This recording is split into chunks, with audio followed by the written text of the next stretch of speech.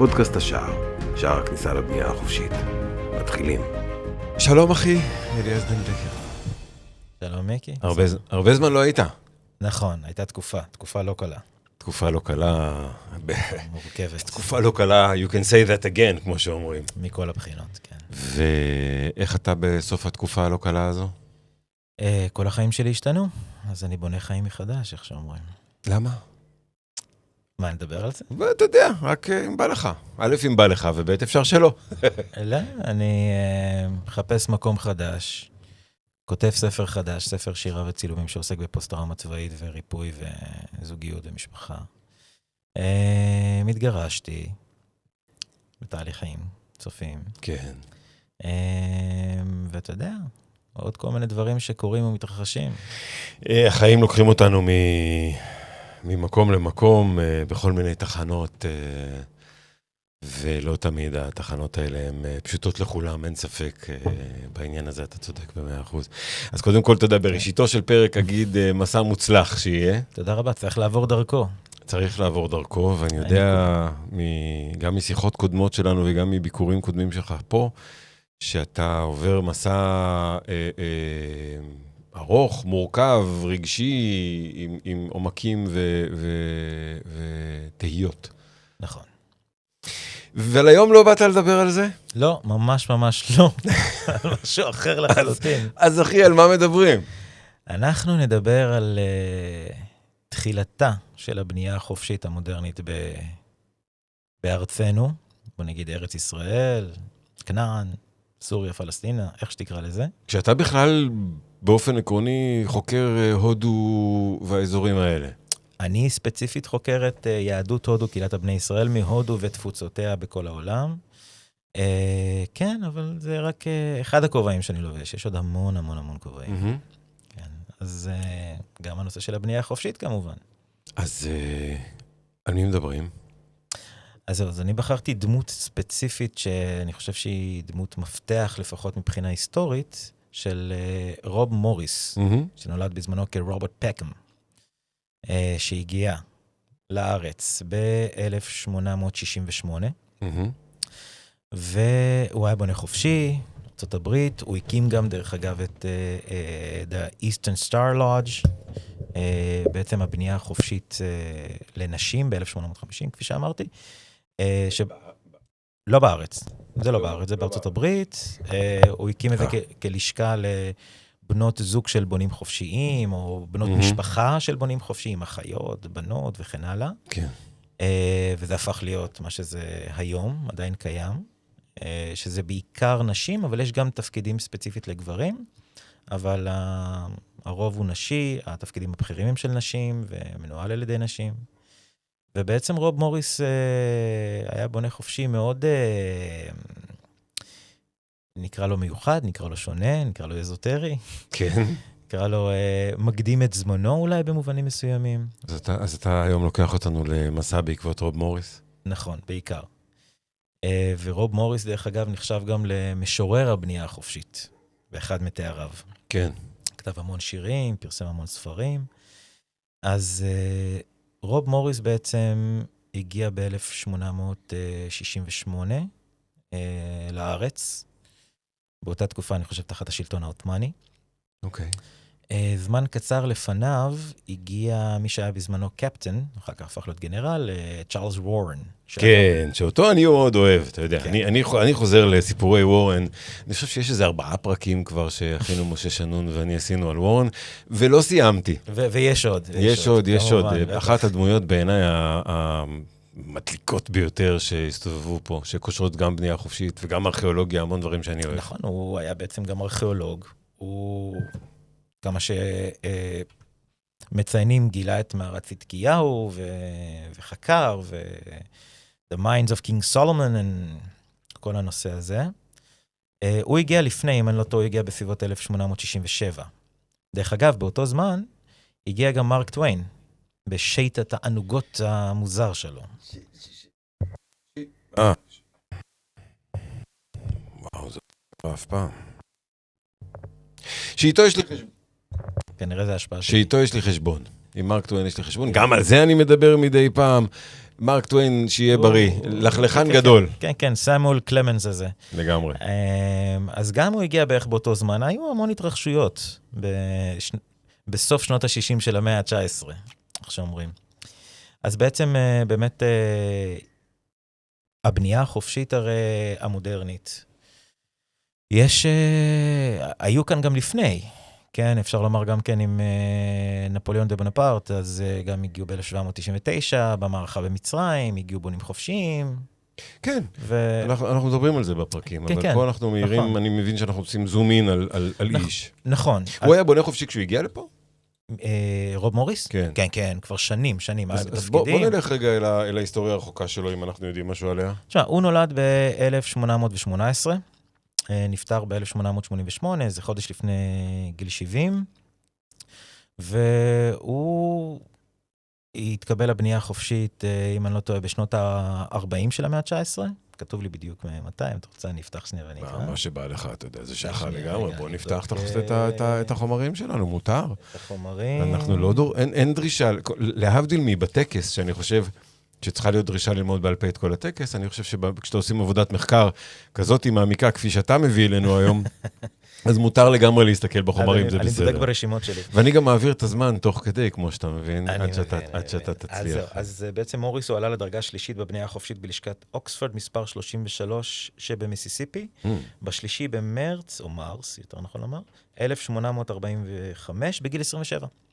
צעיר. כן, מאוד צעיר, ומשם הוא התקדם, נשיא הגדול של קנטקי ב-1858-59, היה נשיא הקולג' המסוני בלגרונג' קנטקי, וכן הלאה וכן הלאה, הוא המשיך, הוא התחיל לכתוב על זה, הוא גם, כפי שאמרתי, כתב שירה מסונית. לפני הגעתו. לפני הגעתו כבר הוא התחיל לזה. אוקיי. ובעצם ציינתי כבר שב-1850 הוא הקים את ה-Eastern Star, לבנייה חופשית של נשים עם קצת גברים, שקיימת עד היום כמובן, והתפתחה מאוד.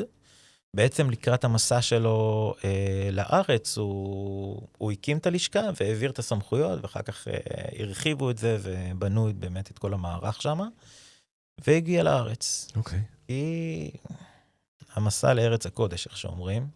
שזו הייתה המשימה באמת, הוא יצא למסע לארץ הקודש מתוך איזו הבנה שהוא נוסע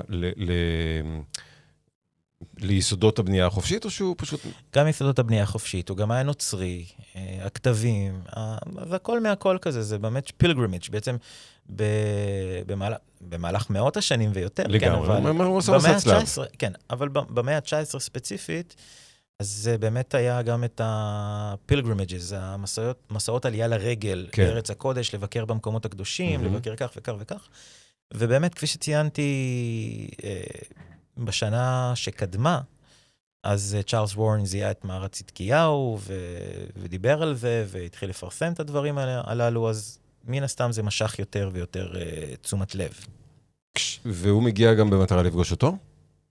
לדעתי כן. לא מצאתי ציון מסוים, אבל הם נפגשו, ובעצם, זה גם אני אקריא לך. כל הסיפור הזה של החבורה הזאת, מהעבודה הראשונה המפורסמת במערת צדקיהו, בסופו של דבר זה אנשים ששמעם ניסה בפי כל בעולם המסוני. זאת אומרת, גם כשהם הגיעו לפה, הם הגיעו מתוך איזו הבנה שהם יפגשו אחד את השני, שהם יכירו אחד את השני, מתוך הבנה שיש ביניהם brotherhood כזה, שיקח אותם למסע המשותף.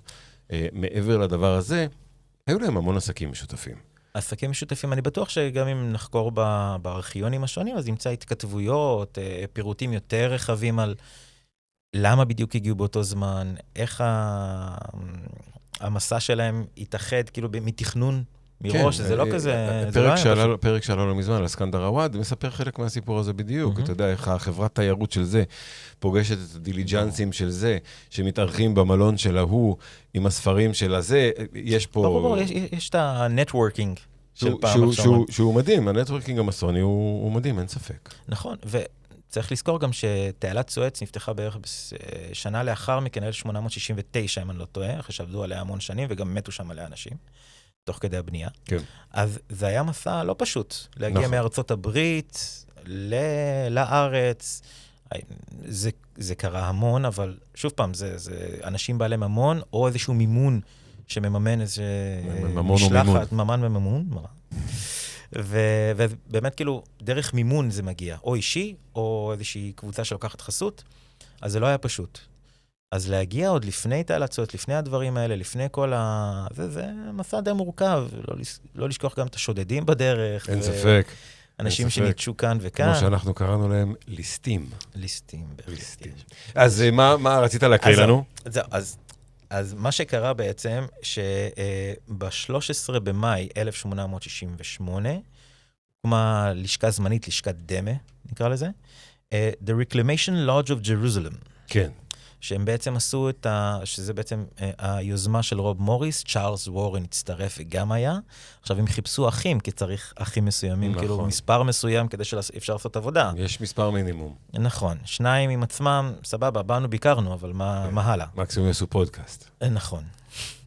אז באמת הם התחילו לחפש אחים באזור, היו ביפו, היו גם לשכות באזור סוריה, לבנון של היום, מה שנקרא היום סוריה ולבנון לפחות. כן. אז התחילו לקרוא לחבר'ה, בואו. ודרך אגב, מה שגיליתי שלפחות 2 מהאחים, ויש את השמות שלהם, צריך לחזור לזה, אבל 2 מהאחים שהגיעו, היו בכלל מלשכת מצרים.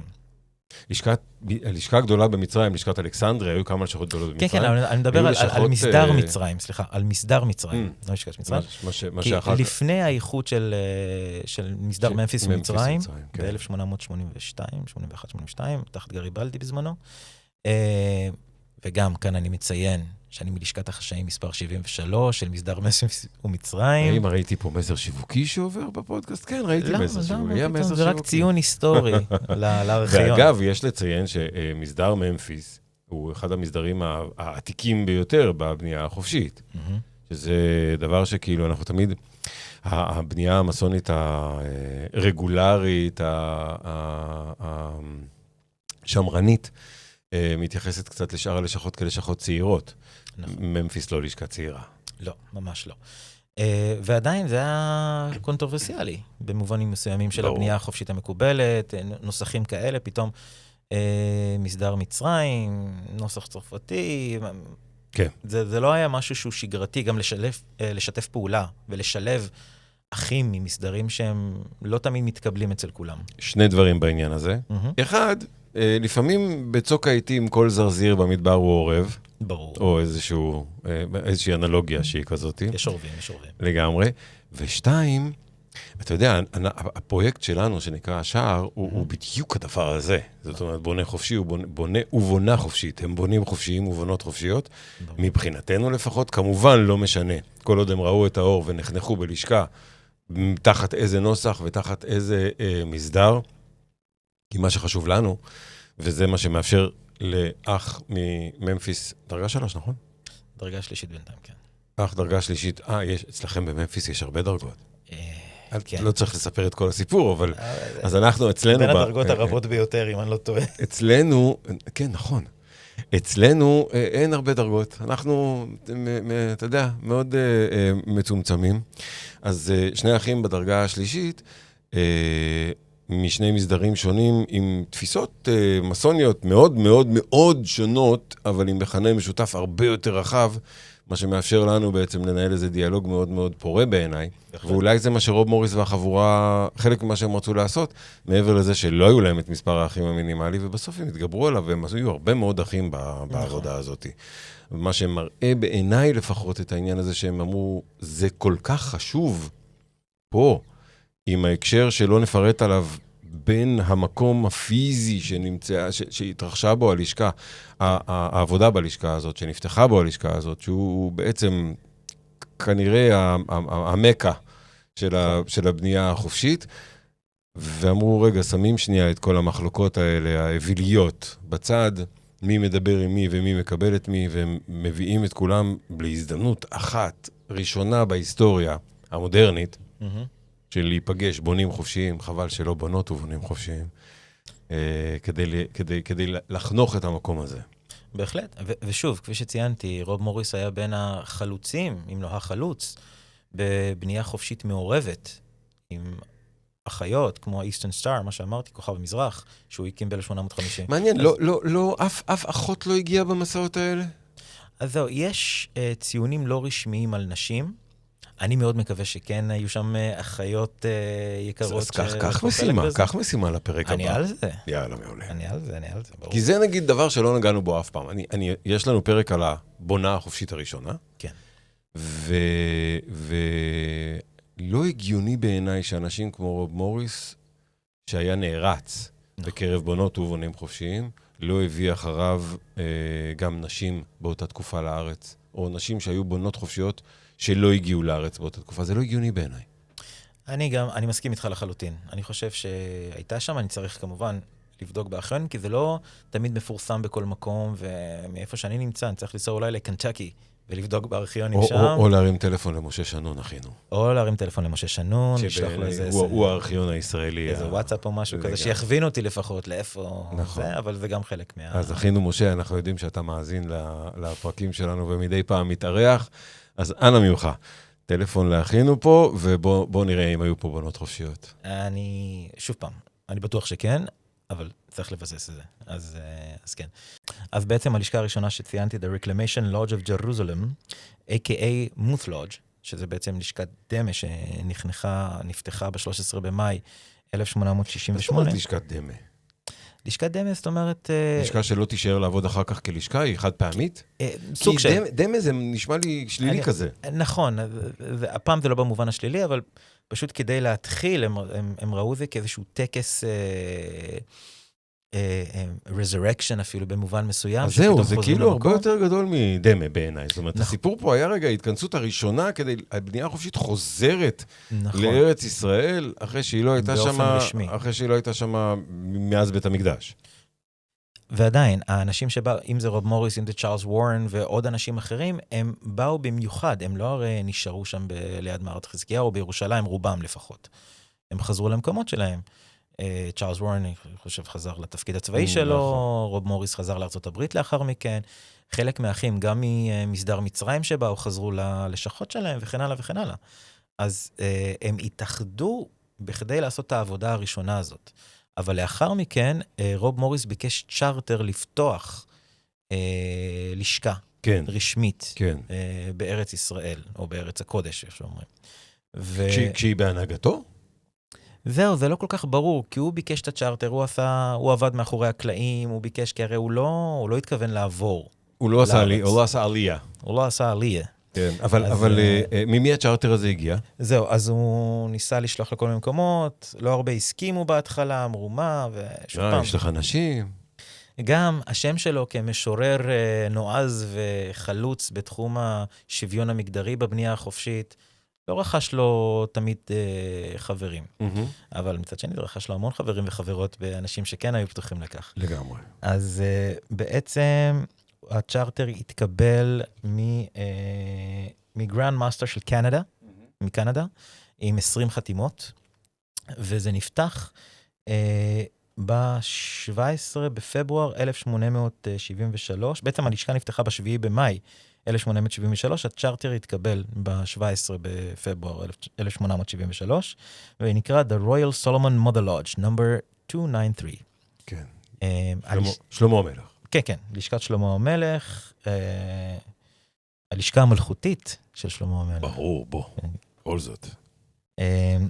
והיא לא החזיקה מעמד הרבה זמן, לצערי, כי שוב פעם, צריך לזכור שבאותה תקופה, האזור כאן היה לא יציב, השלטון העות'מאני, היו שחיתויות, שחיתויות יש תמיד, גם היום, גם מחר, גם לפני 10,000 שנה. אבל האזור לא היה יציב, לא הכי בטוח. היו עסקים, היו מסעות עלייה לרגל וכן הלאה, אבל משהו קבוע לא תמיד היה גם את המושבה האמריקאית, בתל אביב שאנחנו יודעים, שגם הם הביאו את הבנייה. וגם הם נטשו, אגב. וגם הם נטשו, והשאירו את הבתים. לגמרי. אז המצב בארץ לא היה יציב, אז היה די מורכב להמשיך את זה תמיד, וזה היה ממש צריך את האנשים ה-dedicated באמת לדבר הזה, ושוב, הקונטרוברסיה שקיימת גם היום במובנים רבים בבנייה החופשית, גם הייתה אז. כן. רק אולי באמצעים יותר בוטים, במובנים מסוימים. לא, אני לא איתך בעניין הזה. דווקא אני חושב דווקא אז ההחלטות הבוטות ביותר נאמרו בנימוס. ההתקדמות של החברה האנושית הפכה אותנו להיות פחות מנומסים ויותר בוטים. אתה יכול לראות את זה. צריך את האיזון בין בוטות לנימוס. אני חושב שצריך להיות בני אדם. נכון, וזה בדיוק הנקודה של צריך להיות לפעמים בוטה וגם לפעמים מנומס. כן. אז באמת נחזור לזה. ודרך אגב, אותם בונים משנת 1868, החבר'ה שבעצם לפחות שניים, כנראה יותר, לקחו חלק בטקס הראשון, השיגו צ'רטר ממסדר מצרים והקימו את The Port of King Solomon's Temple. גם בארץ, ומסדר מצרים הוקם רשמית בארץ בסביבות 1890 ביפו, תחת השלטון העות'מאני, עם אחים ערבים, מוסלמים ולא מוסלמים, נוצרים, יהודים וכן הלאה. כן, לשכה מעורבת רב מגזרית. נכון, נכון.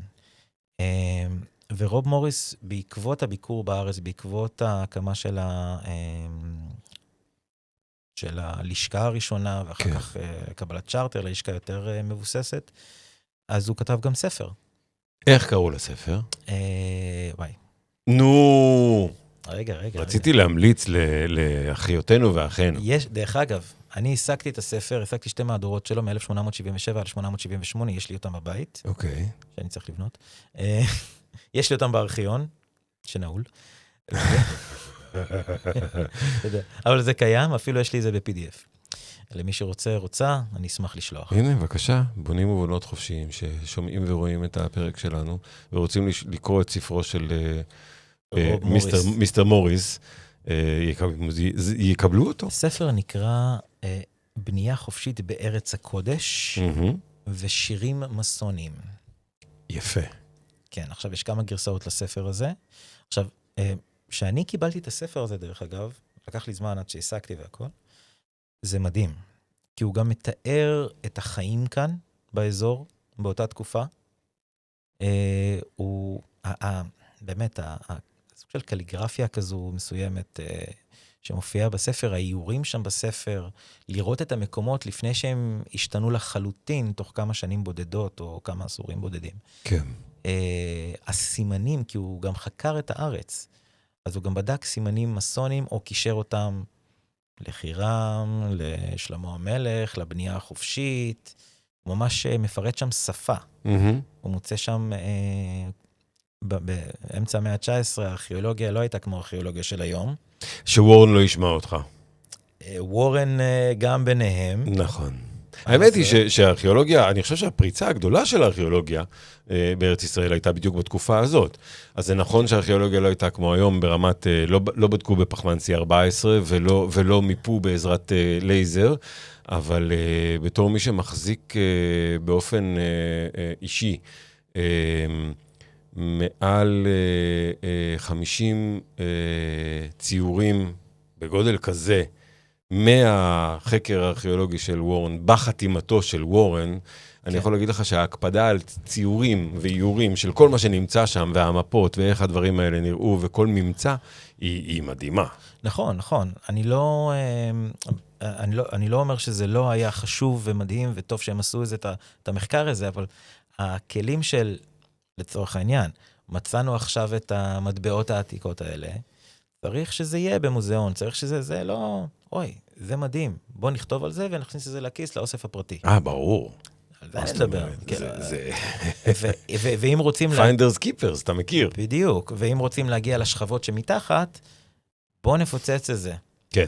בסדר, אבל זה תהליך של למידה, אני חושב שמדע הארכיאולוגיה הוא מדע שהתפתח עם השנים, והביא למצב שבו מצד אחד נלחמים היום בשודדי עתיקות, ומצד שני מנסים לפחות לשמר כל תמה, כל בנייה שקורית פה באזור, מיד מגיע רשות העתיקות רגע, בודקת מה נמצא, איפה נמצא. לקח זמן לבנות את זה, ברור, זה תהליך, ובאמת במאה ה-19, אמצע המאה ה-19 ככה התחילה פריצת דרך בפן הארכיאולוגי של המחקר, ארכיאולוגים בריטים, צרפתים, גרמנים וכן הלאה בעיקר. התחילו לפתוח ולדעת שיש לזה גם ערך שימור, ושיתוף ידע, והספרים וכן הלאה. אז באמת היו ממצאים שם בספר. עכשיו, אני מסתכל שהוא מפרד, ובאמת, זה נפלא. הציורים שם, זה ממש מדהים, הפירוטים גם. אבל אז אני אומר לעצמי, איפה כל זה הלך? איפה המטבעות הלכו? לא, חלק מהדברים האלה נמצאים בבריטיש מיזיום אוף היסטורי. נכון, חלק. חלק מהדברים האלה נמכרו במחירות פומביות עם השנים, והספנים פרטיים מחזיקים אותם. אין שום... ברור, ככה גם בצורה הזו גם אני מגיע לכל מיני ממצאים כאלה ואחרים במחקרים שלי. כן. פתאום אני רואה את זה באיזה ארכיון שמופץ במחירה פומבית, נכון, או משהו כזה. נכון מאוד. אז באמת, הבנייה החופשית בארץ התחילה לקבל תאוצה, עם פתיחת צהלת סואץ, אז כמובן הביקורים בארץ הפכו להיות יותר, לא רוצה לקרוא לזה פשוטים, כי גם אז זה לא היה פשוט, אבל יותר זמינים לאנשים בבעלי ממון. והתחילו להגיע, הלשכה שהוא פתח עם צ'ארטר מסודר, קנדי, The Royal Solomon Mother's Lodge, בגרסאות כאלה או אחרות, הוא נתקל בקשיים, בעיקר של חברי לשכה, לא היו מספיק, אחים, כן. וכל מיני דעות מנוגדות, היו שם כל מיני עניינים לא מסודרים. איך אנחנו מעולים בזה? ובגרסה כזו או אחרת, פחות או יותר ב-1902 הם נסגרו. כן. כן. אבל עד אז כבר הרעיון הזה, הקונספט הזה של הבנייה החופשית בארץ, כבר תפס ביסוס, קמו לשכות אחרות, צ'ארטרים אחרים, מסדרים אחרים, וכן הלאה וכן הלאה וכן הלאה, בעיקר כמובן באזור ירושלים, יפו, הערים היותר מבוססות עם סחר. כן. ואחר כך, אתה יודע, אנחנו יודעים כבר שזה יתפתח למקומות אחרים. זהו, אז באמת... מה אחריתו של מר מוריס שלנו? הוא חזר לארצות הברית, הוא התעסק, שם את מרצו במשפחה שלו קודם כל, עם אשתו, הילדים, לא קצת, עד היום יש המון צאצאים, טוב שכך.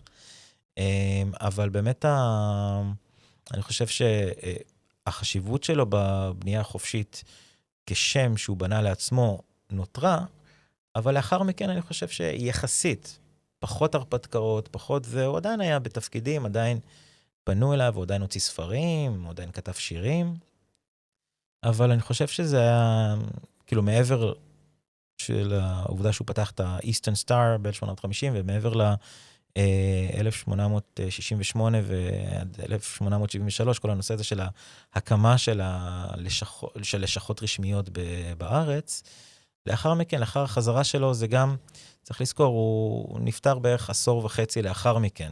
כן. 1888, בגיל 69, זה חודש לפני גיל 70. אז לאט לאט הוא השתקע, חזר, הוא עושה את הדברים שלו, בגדול. הוא התחיל בגיל 27. אין ספק שרוברט מוריס השאיר מורשת וחותם מאוד מאוד עמוק על הבנייה החופשית, וספציפית על הבנייה החופשית בארץ ישראל. נכון. אני חייב לומר שזה מאוד הפתיע אותי תוך כדי המחקר, גם לגלות את הדמות שלו שמעתי, כן, אבל לגלות באמת המסע שלו בארץ הקודש, בספר שהוא פרסם, ולהשיג את הספר, להחזיק איזה, לראות את כן. יש שם חותמת של דקל מוזהב. גדול. וכתוב The Holy Land. גדול. כן, אז יש לי גרסה אחת שזה ממש מוטבע ובסדר, גרסה שנייה, חלק מזה כבר נשחק, טוב, אתה יודע.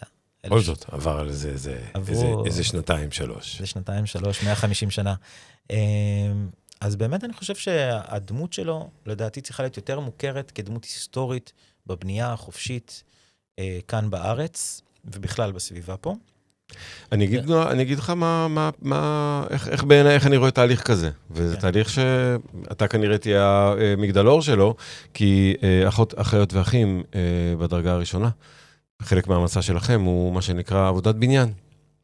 אז הנה הזדמנות מצוינת להביא פנים רבות של מר מוריס, כי אפשר לעשות אחת על השירה המסונית שלו, ואחת על האיסטרן סטאר במסוניקה שלו, ואחת על ישראל במסוניקה שלו, ויש לנו כאן יופי של סיפור שמקיף איש מאוד משמעותי, ואתה צודק שכנראה צריך להיות מדובר יותר גם בלשכות שלנו. בהחלט, בהחלט. אני חושב שברגע שאני עשיתי איזושהי עבודה קטנה בלשכה שלי, לאחיות ולאחים, ולנשיא הגדול. כמובן. אז באמת הם... זה עניין. זה עניין כי זה חלק מההיסטוריה של כולנו.